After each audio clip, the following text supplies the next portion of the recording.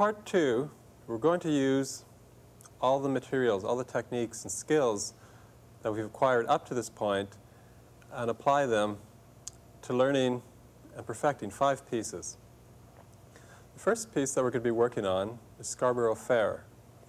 It's an old English folk tune, and you'll probably recognize it. However, I should mention that what I'm going to do is talk about a few of the problems that you might come up against playing these pieces. And it may only take me a few minutes to explain each piece as we go along. However, you'll probably find that it may take a week or so working on each piece before you go on. So rather than going through all 5 pieces at this point, start with the first one. Work on it perhaps for a week, maybe even 2 weeks. And then when you feel you've really mastered it, then go on. I think you'll enjoy it more that way because you'll finally have a piece that you can really play. And if you're ever put on the spot where somebody says, well, let's see what you can do, you sort of say, well, yeah, you can actually play something, rather than saying, well, I sort of know this one, I can play a bit of this one. You can actually play something. I think that way you'll have feel more gratified, rather than just playing everything so-so. It's important when you're playing all of these pieces, again, to begin very slowly and go step by step. You may want to play the melody first, then the accompaniment. And also feel free to make up your own exercises. Whenever you come across a trouble spot, take it apart, analyze it. What's the problem here? Make an exercise out of it, and practice that. Rather than just playing the piece through over and over, isolate little elements and work on those. Because rather than playing over and over the parts that you can already do, work on the parts that you can't do. There's a few new ideas in this first piece. First of all, you'll notice above the four-note chord that we have, there's a half circle with a dot in it. That's called a fermata. And what that means is that you can hold that chord as long as you want. So sometimes you'll see it over a note, sometimes over a chord, in different places. What it means is that it's entirely up to you how long that note rings. Usually you'll get it at the end of a section or something like that. So I'm not even going to tell you how to do that specifically. You can listen to me and hear how I do it, but that's not to say you can't do it differently. So you start at this point to use your own musical abilities. Think, well, how long do I really want to hold that? How do I think that should sound? Don't necessarily imitate me, although that might be good at the beginning to give you some ideas.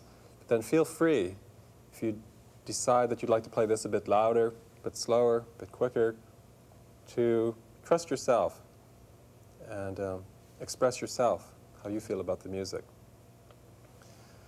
Also, I mentioned that fermata is over a 4-note chord, which is something new.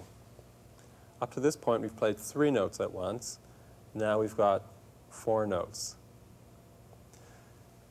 I think, again, you could practice it exactly the same way that we discussed practicing the 2 notes together, 3 notes together, and now 4 notes together. First of all, get the fingers together. In this case, 3 upper strings. Don't worry about the left-hand fingering. I think when you're practicing this, if you're working on the right hand, just work on right hand. And make sure that it's together, that it's not or but, that it should sound like one note. And then alternate that with the thumb. And then gradually tighten that up until it's together. And then if you'd like, you could apply the left hand, which is E and G sharp.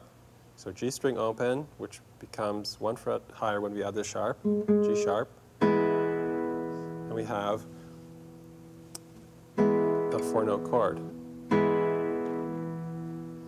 Before we begin this piece, let me give you an A note so you can compare tuning.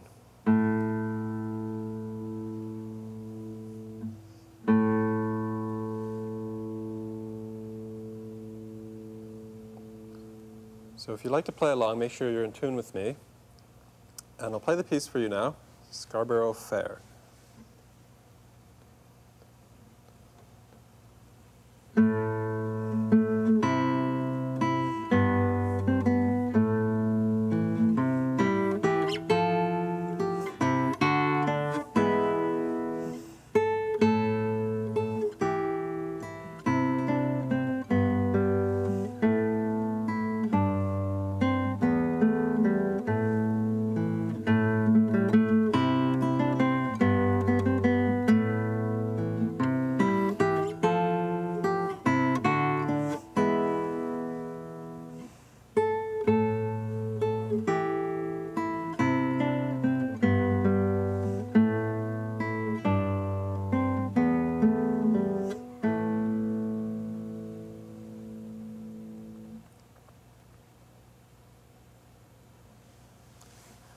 So before we go on to the next piece, again, I'd like to stress the fact that you should master that piece. Pay close attention to everything that's indicated. Look at the score very closely. Note the right-hand fingering, the left-hand fingering. You'll find that if you follow the fingering indicated, it makes it much easier rather than coming up with something that doesn't work so well and just getting into a bad habit. So pay careful attention.